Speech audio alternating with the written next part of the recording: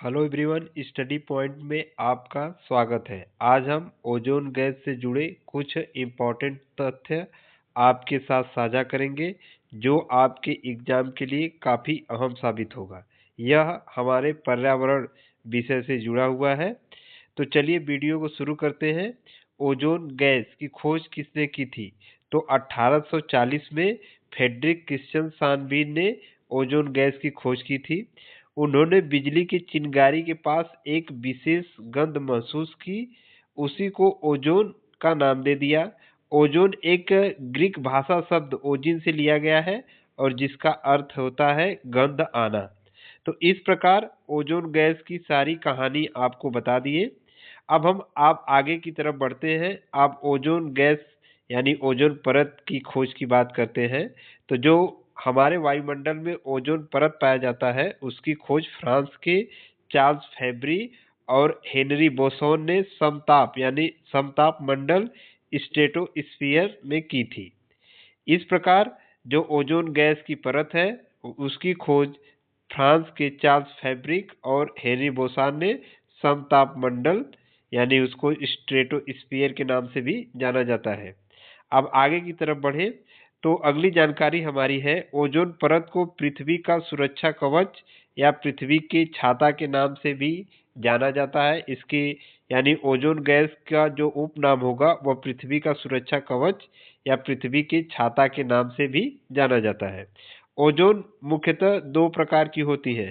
दो प्रकार कहने का सेंस ये है कि एक गुड ओजोन है और एक बैड ओजोन है। गुड ओजोन जो हमारे समताप मंडल में पाया जाता है, जो स्ट्रेटोस्फीयर में पाया जाता है, अगर इसके परसेंटेज की बात करें तो यह 90% यानी 90% के आसपास जो ओजोन मिलती है वो हमारे समताप मंडल में मिलती है।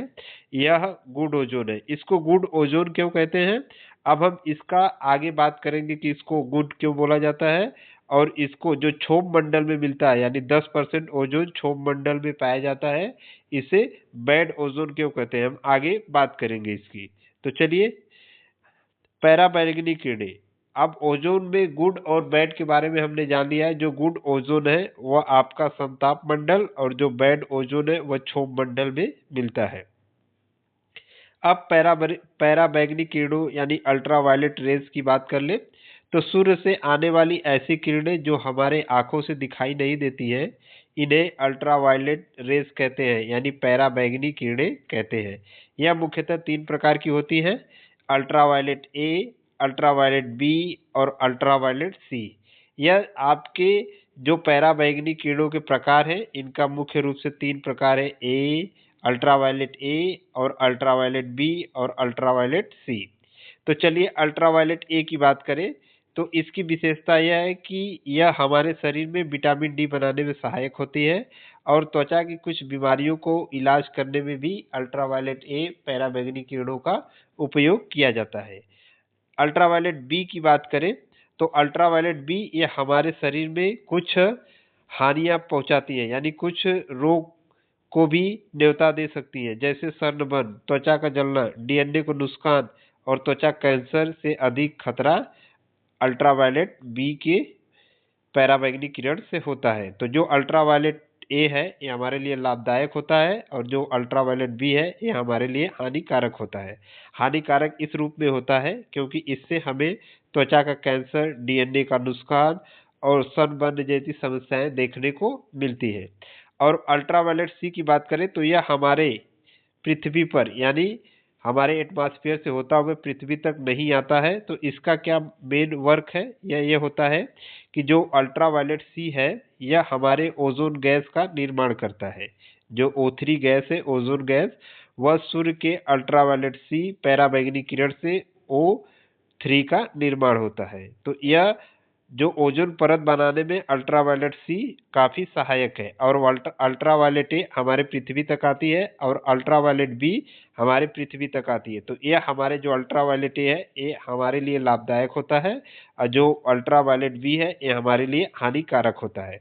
अब यह पृथ्वी पर कब आएगी, जब आपकी पैराबैंगनी किरणों के बीच में जो परत होती है यानी कि जो ओजोन की परत होती है अगर उसमें छिद्र हो जाएगा तो यह अल्ट्रावायलेट बी हमारे पृथ्वी तक आसानी से पहुंच जाएगी।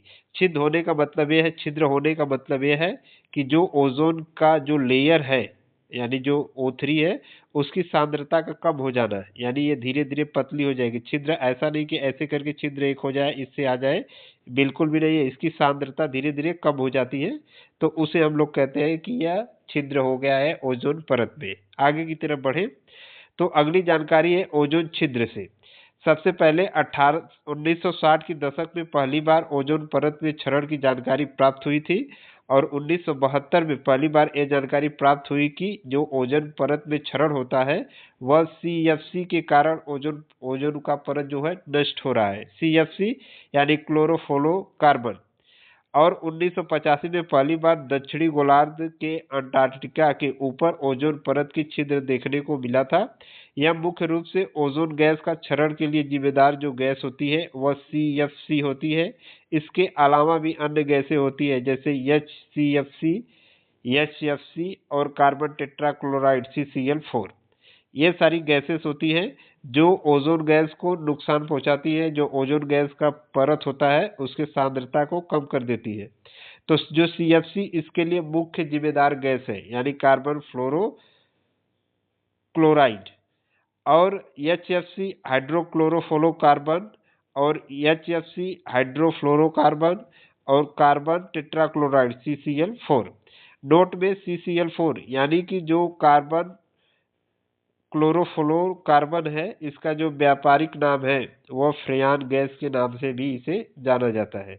तो आगे की तरफ बढ़े, अब बैड ओजोन की बात कर ले तो जो हमारे क्षोभ मंडल यानी ट्रोपोस्फियर में जो ओजोन गैस मिलता है या वह हमारे लिए किस प्रकार हानिकारक है, इसे हम ग्राउंड लेवल ओजोन के नाम से भी जानते हैं।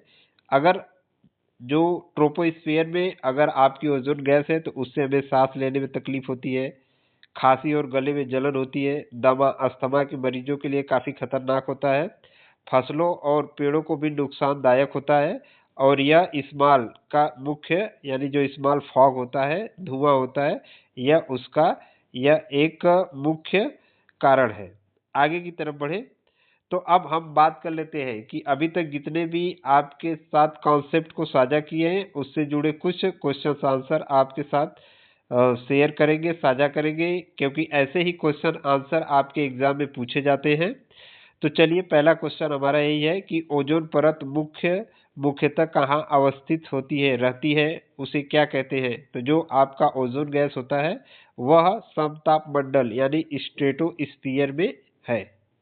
आगे की तरफ बढ़े, अगला क्वेश्चन है ओजोन परत की सांद्रता सर्वाधिक पाई जाती है। तो यह समताप मंडल में ओजोन गैस की सांद्रता सर्वाधिक पाई जाती है। अगला क्वेश्चन हमारा है खराब ओजोन कहाँ पाई जाती है। तो यह क्षोभ मंडल में पाई जाती है, बैड ओजोन क्षोभ मंडल में पाई जाती है। पिछले हम लोग इसके बारे में पढ़ चुके हैं। आगे की तरफ बढ़े तो निम्न में से ओजोन परत क्षरण के लिए यानी कि जो ओजोन गैस जो परत होती है ओजोन परत उसमें जो सांद्रता में कमी आ रही है उसके लिए कौन सी गैस जिम्मेदार है। तो यह CFC भी जिम्मेदार है, हेलोन्स भी जिम्मेदार है और कार्बन टेट्राक्लोराइड। तो इस प्रकार इस क्वेश्चन का right answer option number D उपयुक्त में से सभी गैसें ओजोन गैस के क्षरण परत के क्षरण के लिए जिम्मेदार है। आगे की तरफ बढ़े, ओजोन छिद्र का कारण मुख्य प्रभाव हो सकता है क्या। जो ओजोन गैस में छिद्र होगा तो उससे क्या प्रभाव पड़ेगा। अगर ओजोन गैस का जो सांद्रण यानी ओजोन परत में जब छिद्र हो जाएगा यानी सांद्रण कम हो जाएगा तो अल्ट्रावायलेट बी किरणें पृथ्वी पर आएंगी और इसके वजह से होगा ये कि हमें त्वचा रोग, DNA में बदलाव, आंखों की समस्याएं। इस प्रकार इसका राइट आंसर उपयुक्त सभी होगा। अगले क्वेश्चन की तरफ बढ़े, अगला क्वेश्चन है ओजोन परत का निर्माण में सहायक है यानी कौन सी गैसें हैं किससे जो ओजोन परत का निर्माण होता है। तो हमने आपसे पहले ही बताया था कि जो अल्ट्रावायलेट रेज होती है अल्ट्रावायलेट C की वजह से ओजोन गैस परत बनती है, ओजोन परत बनती है, क्योंकि जो अल्ट्रावायलेट C होती है वह ऑक्सीजन को ब्रेक करती है। ऑक्सीजन के मॉलिक्यूल्स में एक मॉलिक्यूल में फिर ऑक्सीजन के दो मॉलिक्यूल्स रिएक्शन करते हैं, फिर उससे आपका O3 यानी ओजोन गैस बनती है। आगे की तरफ बढ़े, अगला क्वेश्चन है, ओजोन परत किस उपनाम से प्रसिद्ध है? तो जो ओजोन गैस होता है यानी उसकी जो परत होती है उसे हम लोग पृथ्वी का छाता कहते हैं। पृथ्वी का सुरक्षा वाल्व किसे कहते हैं? तो यह हमारा ज्वालामुखी को पृथ्वी का सुरक्षा वाल्व कहते हैं और पृथ्वी की छाता की संज्ञा ओजोन परत को दी गई है। आगे की तरफ बढ़े, अगला क्वेश्चन है, ओजोन परत की मोटाई मापी जाती है। यह क्वेश्चन आपके लिए काफी इंपॉर्टेंट है।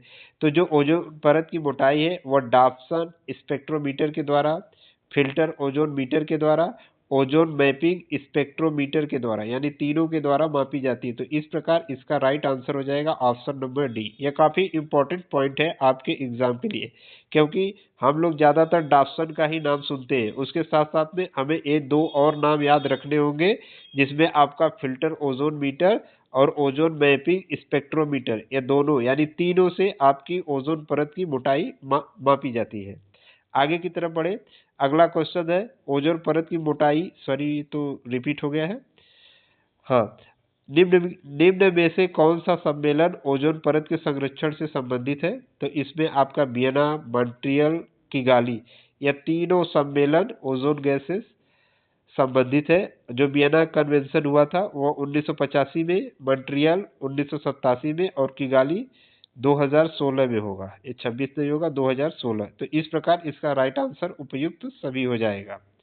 आगे की तरफ बढ़े, अगला क्वेश्चन है, ओजोन छिद्र सर्वाधिक कहाँ देखा गया है? उत्तरी गोलार्ध, दक्षिणी गोलार्ध, भूमध्य रेखा पर, ए और बी दोनों। तो इसका राइट आंसर हो जाएगा ऑप्शन नंबर बी, दक्षिणी गोलार्ध पे ओजोन गैस के छिद्र को सर्वाधिक देखा गया है और छिद्र की वजह से अल्ट्रावायलेट बी किरण पृथ्वी पर आती है, जिससे हमें अलग अलग प्रकार की बीमारियों का सामना करना पड़ता है। तो इस प्रकार आज के वीडियो में बस इतना ही। धन्यवाद।